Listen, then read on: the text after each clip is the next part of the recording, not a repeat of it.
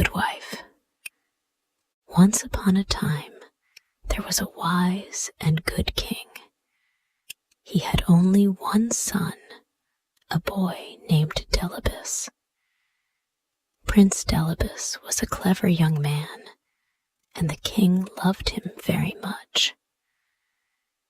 One day, the king called the prince to him and said, "Listen, my son, you will be king after I have died.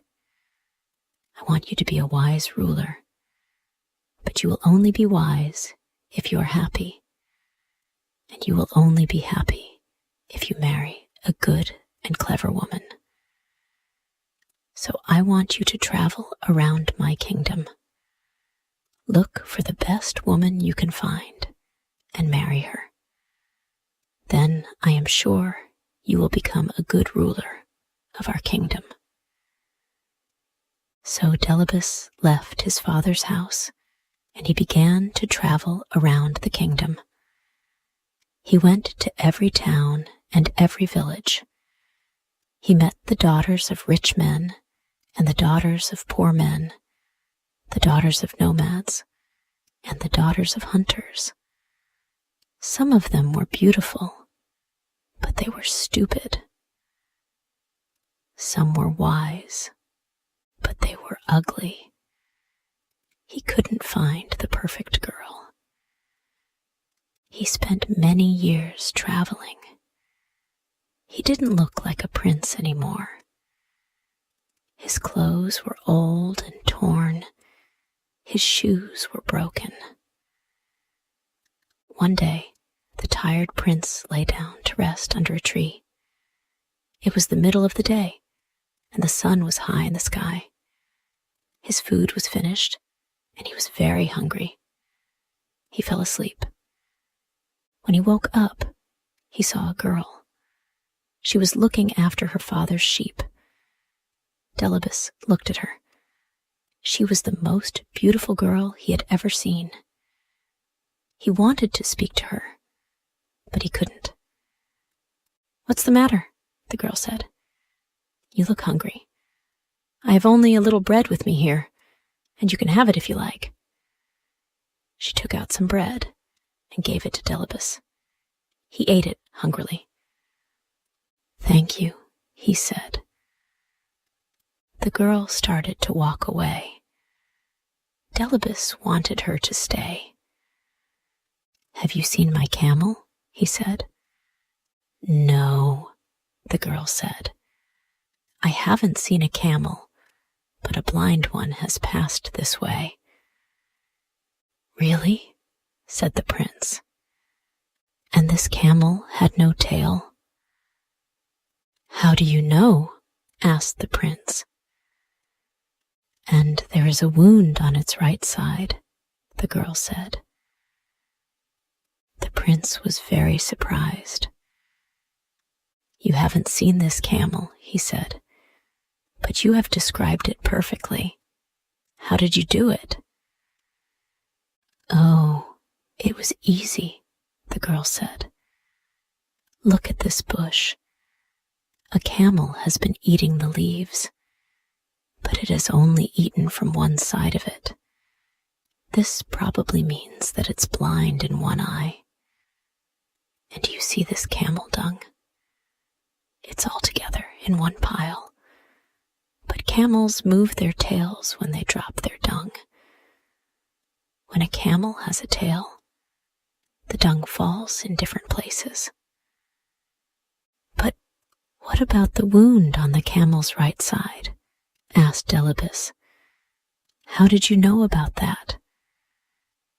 "Look here, in the sand," said the girl. "A camel has been rolling here, but it has only rolled on its left side. This means that its right side must be wounded. I found the girl I'm looking for at last," the prince said to himself. "Please," he said to the girl, "tell me your name." "My name is Harari," she said. "And what is your father's name?" Nakrusa. "Where does your family live? Where can I find them?"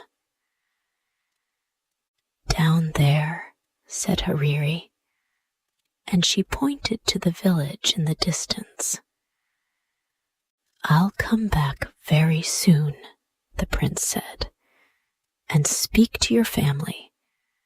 But first, I must go home.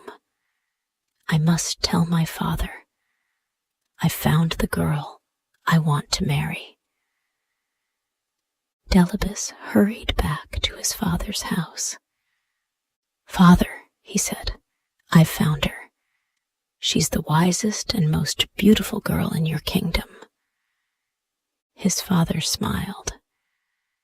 "That's good, my son. But don't be in a hurry. Find out more about the girl. Meet her family. Talk to them." So Delibis began the journey back to Hariri's village. On the way, he met Nakrusa, Hariri's father. "Let's walk together," he said to the old man. "Very well," Nakrusa said. It was a long way to the village. The path was rough and stony, and the sun was hot.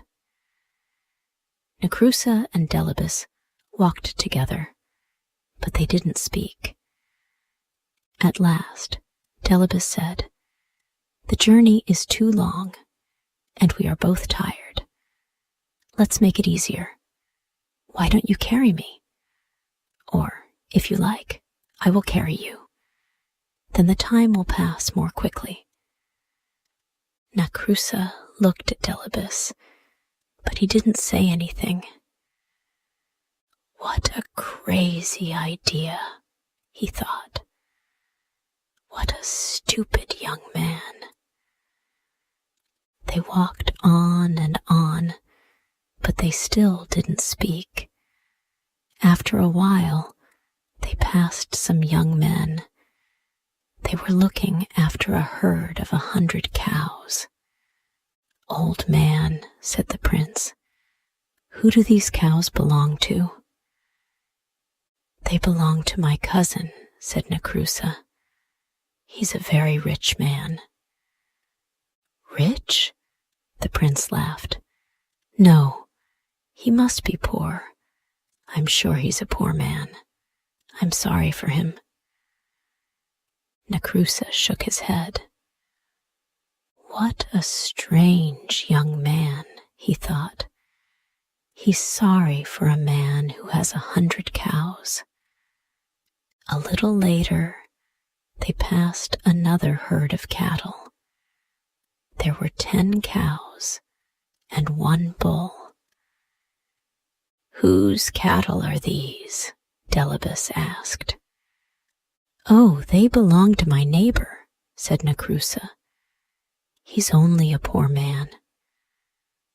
"Poor?" said the prince. "I don't think so. I think he's rich.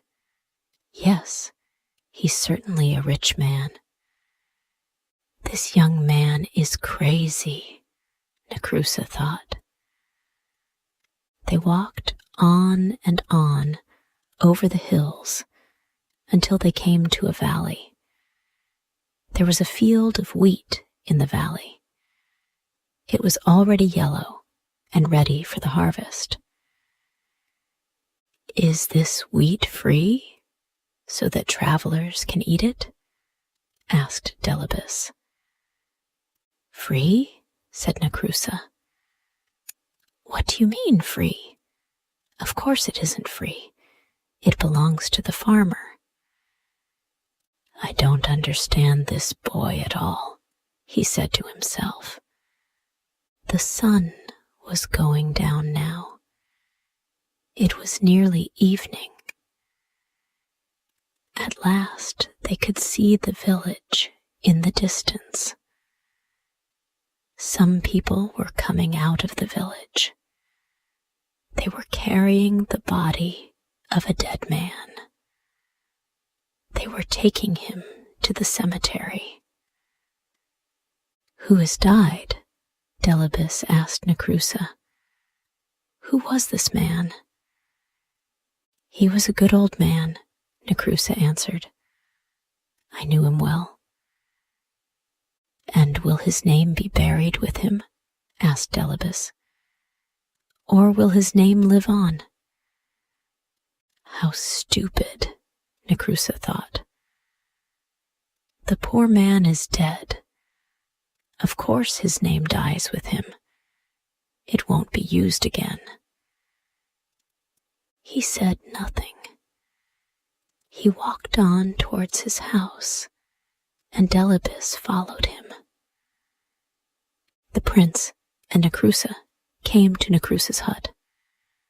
The old man turned round to Delibis. He wanted to say goodbye, but the prince had already followed him into his compound. Necrusa was tired of Delibis. He wanted him to go away. But now the young man was his guest. He had to welcome him. So he went into his hut and brought out a mat. He put it on the ground, and Delibis sat down on it. Hariri was inside the hut. She was cooking the evening meal. Listen, daughter, Necrusa said to her. We have a very strange guest. A crazy young man has followed me all day. He's come to the village with me, and now he's here in my compound. Take him some water so that he can wash his feet. So Hariri took some water and went out to wash Delibis's feet. He was very happy when he saw her. She smiled at him, and his heart jumped. She was even more beautiful than before. Why don't you put your feet on the mat? She asked him. Look, they're on the dirty ground. But my feet are still dirty, Delibis answered. You haven't washed them yet. If I put them on the mat now, the mat will get dirty too. So Hariri washed his feet.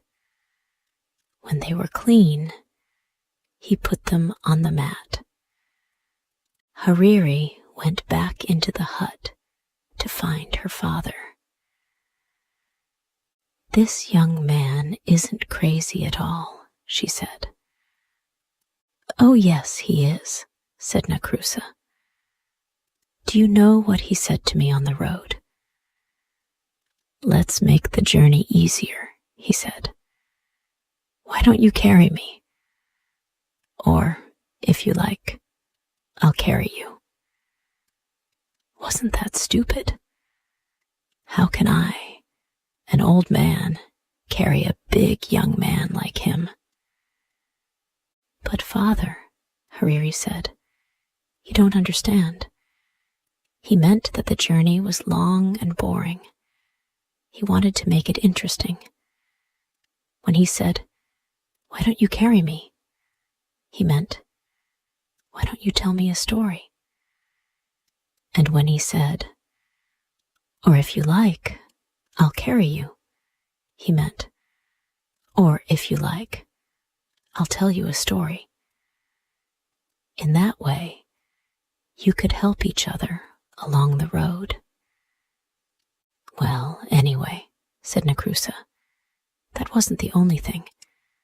We passed a big herd of 100 cows. Who do these cows belong to? He asked me. He must be a poor man. Poor? A man with 100 cows is rich. Then later, we passed a small herd of 10 cows and 1 bull. Who do these belong to? He said.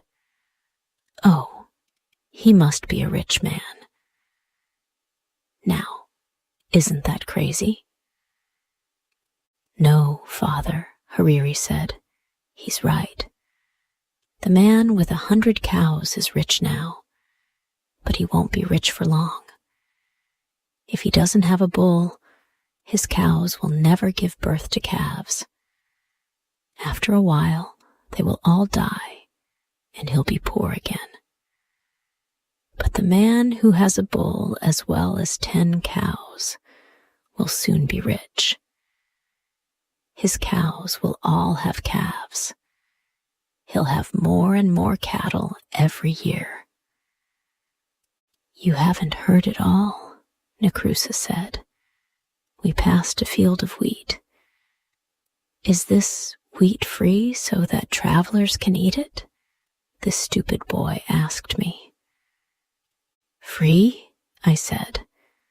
Of course it isn't free. It belongs to the farmer. Only he can eat it.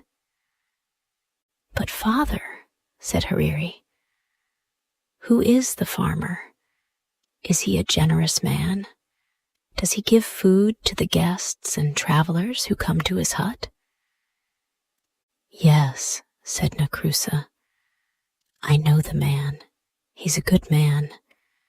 He's always kind to guests and travelers. And does he ask them to pay for their food? Asked Hariri. Of course he doesn't, Necrusa answered. What kind of man asks his guests to pay for their food? Then the young man was right, Hariri said. The wheat is free. Travelers can eat it without paying. Well, perhaps, Necrusa said. But listen to this. While we were coming into the village, we passed a funeral. A crowd of people were taking a dead man to the cemetery. And do you know what this poor fool said? Will his name be buried with him, or will it be used again? Oh, said Hariri, that's easy to understand. He was asking you if the man had a son. The father's name lives on in his son. It's not buried with him. It's used again and again. Necrusa was tired of talking to his daughter. He went to talk to her uncles. My daughter's crazy, he said. You have seen that strange young man sitting outside my hut. He asks all kinds of stupid questions, but my daughter likes him. Does she? Said Hariri's uncles. That's good. Your daughter isn't a child now. She must get married soon. Why don't you let her marry him? He looks like a good man to us. Oh, very well, said Necrusa. But it's all so strange. I can't understand it at all. They're both crazy. Hariri heard her uncles and her father. She was very happy. He's so handsome, she said to herself, and so clever. He's the best young man I've ever seen. Delibis was still sitting outside the hut on the mat. He heard Hariri's words. He was very, very happy. The wedding was soon arranged. Delibis hurried back to his father, the king. Hariri is a wonderful girl, he said. The best girl in all Afar. I am very happy for you, my son, the king said. Send camels and cattle for the feast. Take some servants and all my armed men. Go to her house and marry her. Then bring her back to the palace. Oh no, father, said the prince. She doesn't know that I'm the king's son. I don't want to tell her yet.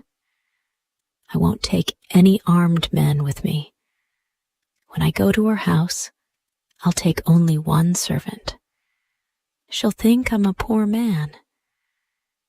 If she marries me, I'll know she really loves me.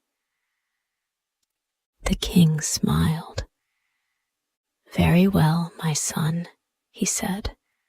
"Go, but come back soon. I want to meet my new daughter." It was a long way from the king's house to Nacrusa's village. The prince and his servant started their journey early in the morning, but they walked all day. The sun rose higher and higher in the sky. It became hotter and hotter.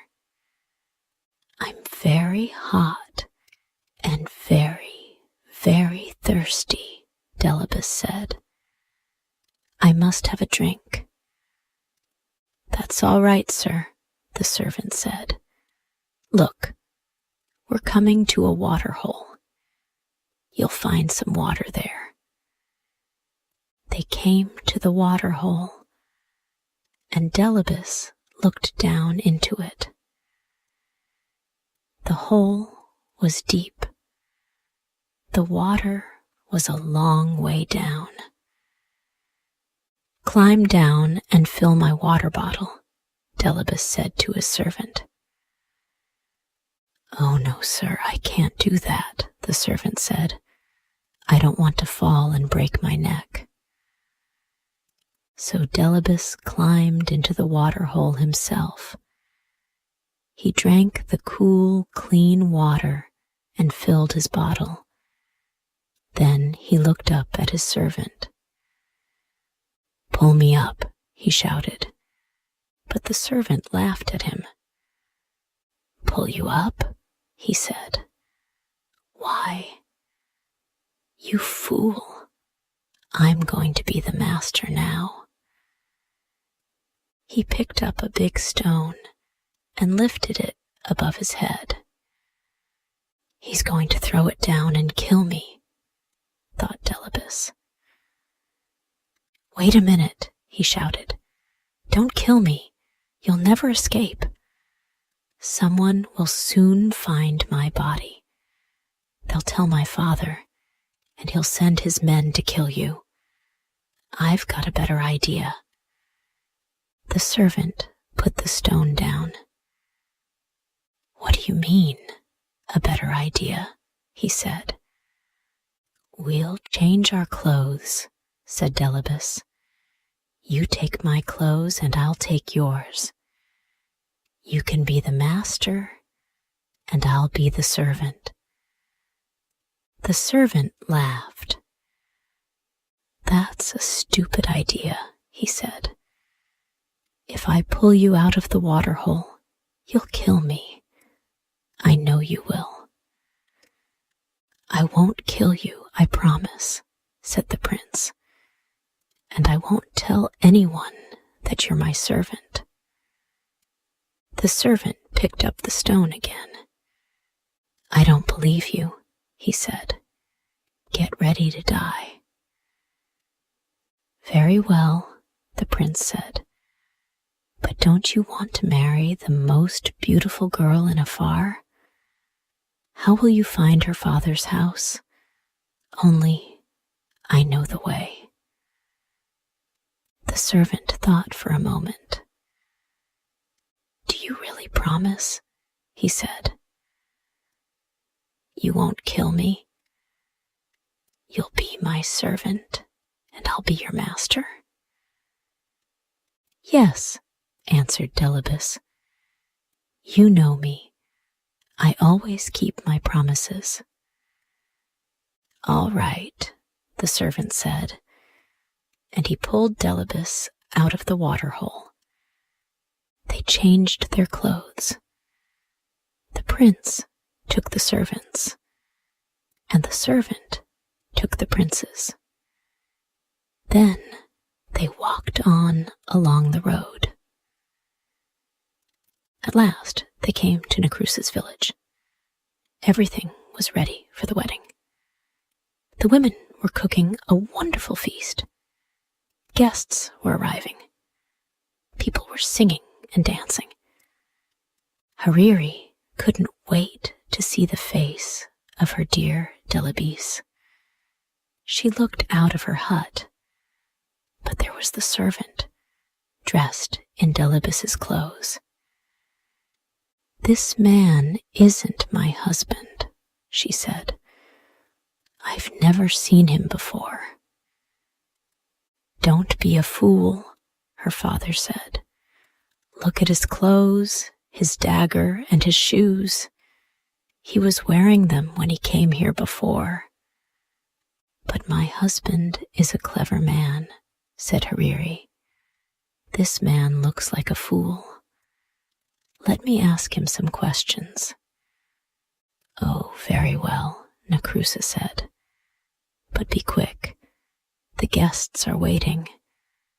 The wedding must begin." So Hariri came out of her hut and spoke to the servant. "Tell me," she said, "what is the heaviest thing a man can carry?"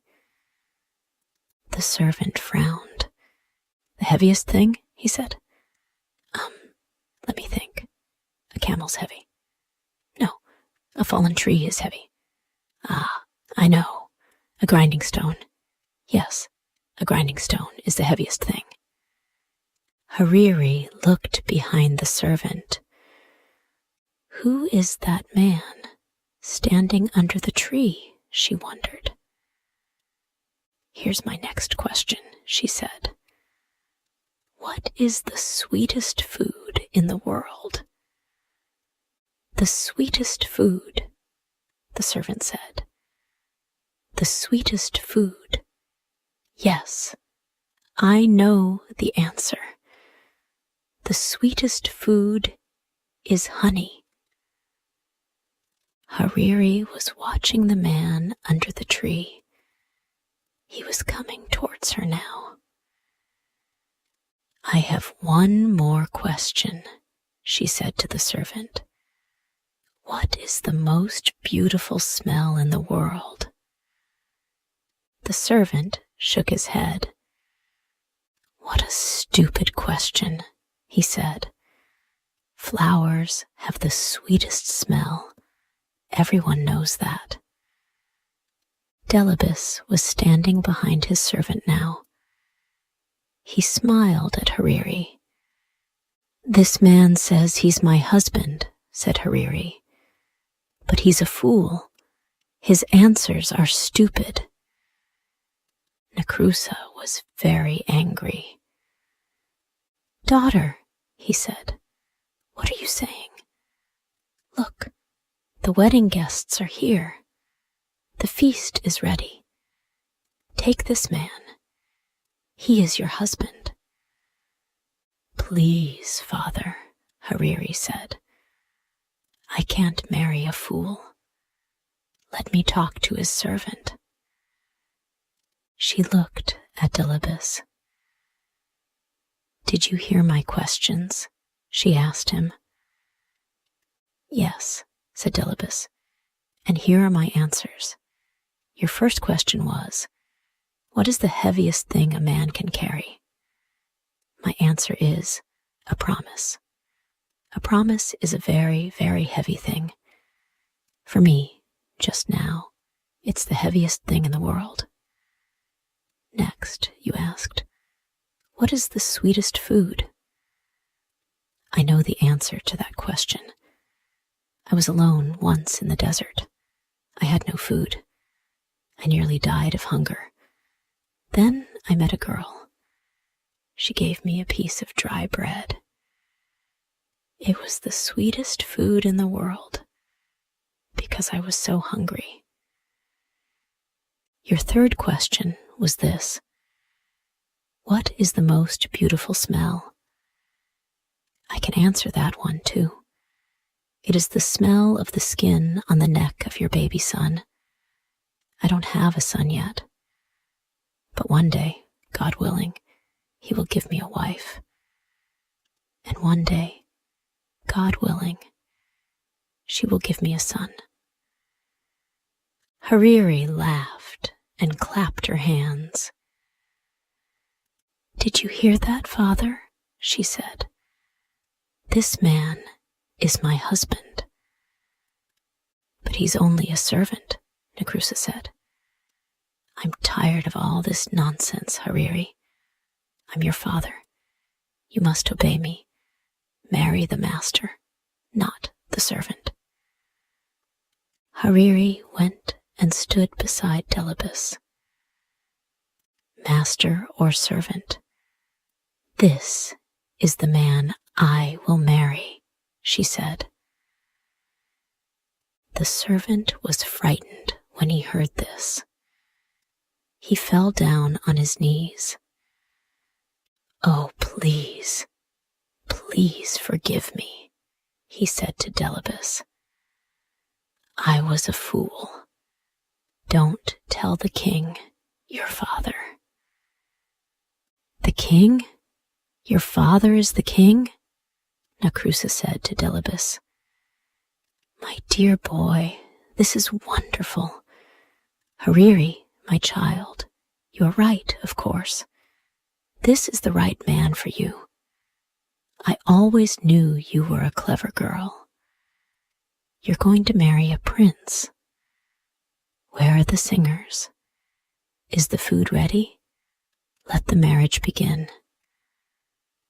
The wedding was a happy one. Everyone ate and sang and danced. Only Delibis' servant wasn't happy. He went out of Nakrusa's compound and ran away. They never saw him again. The next day, Delibis and Hariri began the journey back to the king's house. Everyone there was very happy to see them. The king liked his daughter-in-law at once. My son, you have chosen well, he said to Delibis. Now I know that one day you will be a wise and happy ruler. After a year, Hariri had a son. Delibis was very happy. He took his son in his arms. He smelled the skin on the baby's neck. It was the sweetest smell in the world for him. Hariri smiled at him. I have given you a son, she said. Now I want you to give me a promise. Yes, of course, said Delibis. What is it? I'm always frightened when you go out at night, Hariri said. There are bad men in the town, and the wadi is the most dangerous place. Please don't go to the wadi in the evening when the people and the animals have returned to the town. Promise me. I promise, said Delibis. And so Delibis and Hariri lived happily for many years. They had 7 sons and 7 daughters. The old king died, and Delibis became king. He was a wise and good ruler. The years passed. One day, when Delibis and Hariri were old, a servant came to Delibis. The camels have returned from the wadi, he said, but one of them is lost. Delibis forgot his promise to Hariri. I'll go myself and look for it, he said. It was dark outside. There was only a half moon in the sky. Everything was quiet. There was nobody at the wadi now. Everyone was at home in their own houses. Suddenly, 4 men jumped out from behind a tree. Give us your money, shouted one. Give us your clothes, shouted another. The 3rd man came close to Delibis and looked at his face. Let him go, he said to the others. It is the king. What? The 4th man said. Yes, quick, let him go. But the first 2 robbers laughed. Let him go, they said. Are you crazy? He'll send his soldiers after us. They'll catch us and kill us. No, we must kill him now. They began to argue with each other. Kill him, the first two robbers said.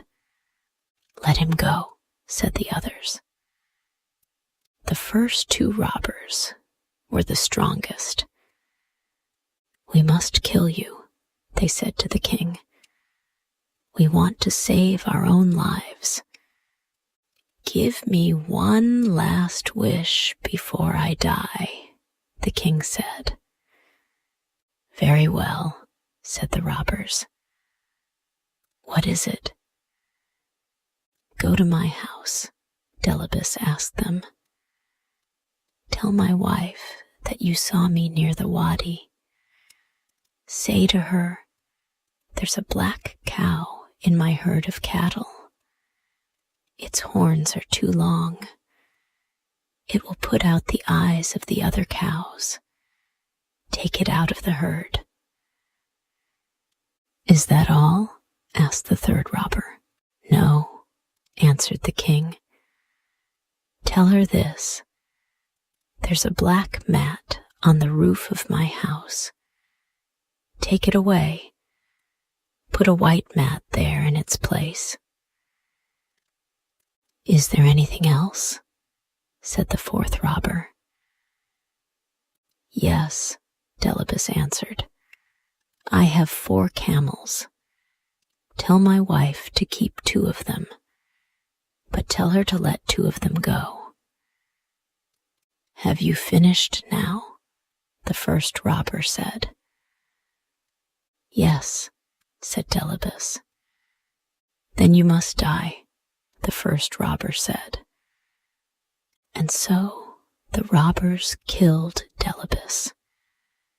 They took his body and threw it under a tree.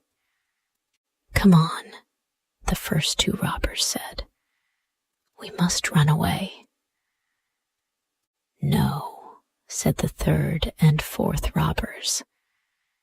We must take the king's message to his wife. We promised. Are you crazy? The first robber said. She'll know that we killed him. Her sons will kill us. But she doesn't know that he's dead, the third robber said. Nobody knows that he's dead. So the 4 robbers went to Delibis's house. They asked to see the queen. She was talking with her 7 sons. They were all carrying spears. The first robber walked boldly up to the queen. I have a message for you, he said, from your husband, the king. Where did you meet him? Hariri asked. At the wadi, the robber answered. The queen put her hand over her mouth. Her eyes opened wide, and she looked at the robbers. Her sons moved towards her. Is my husband well? She asked. He's fine, laughed the robber. We left him under a tree. He'll be home soon. And what was his message? Hariri asked. The first robber told her the words of the king. When he finished, Hariri said to her sons, Catch these men. Why? Her eldest son asked. They have only brought some messages from our father. The robbers were already running out of the compound. Quick! Quick! Don't let them escape! Shouted Hariri. Her 7 sons ran after the robbers and caught them. They brought them back to the queen. She was crying. What's the matter, mother? Her eldest son asked. Didn't you understand your father's message? Said Hariri. Listen, this is what it means. Take the black cow out of the herd of cattle, he said. It will put out the eyes of the other cows. This means that your father doesn't want the crows to eat his eyes. He wants us to bury his body. You mean our father's dead? Her sons asked. Yes, said Hariri. This is his second message. Take away the black mat on the roof.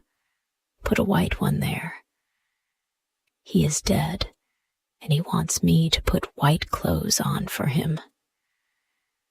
It was these men who killed my father, shouted one of the sons, and all of them lifted their spears. Wait, said Hariri. There was one more message.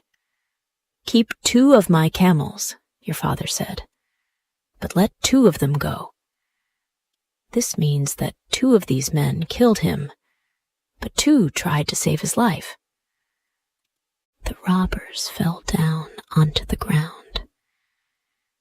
You know everything, the first robber said.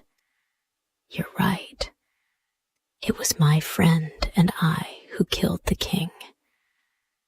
These 2 men tried to save him.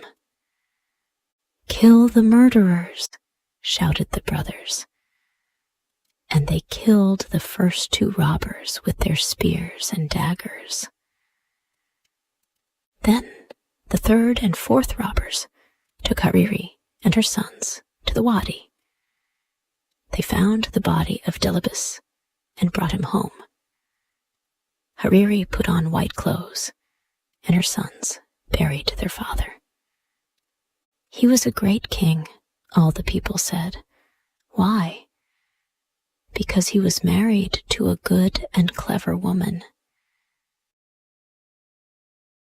And now this story ends. Hey, thank you so much for listening to the whole story. If you liked this story and want to thank me for creating this story, then you can buy me a cup of tasty coffee. Just join our YouTube channel and be an official member of our family to support us for making even more interesting story videos for you every day. You know, it takes a lot of effort, research, and money to find and buy premium contents, and to writing, creating, editing, organizing, and publishing every single video, which could melt your hearts, or could be one of the most interesting stories of all time. So, hit the like button to save this video. And most importantly, subscribe to our YouTube channel to learn English by watching super interesting English stories every day. Thank you.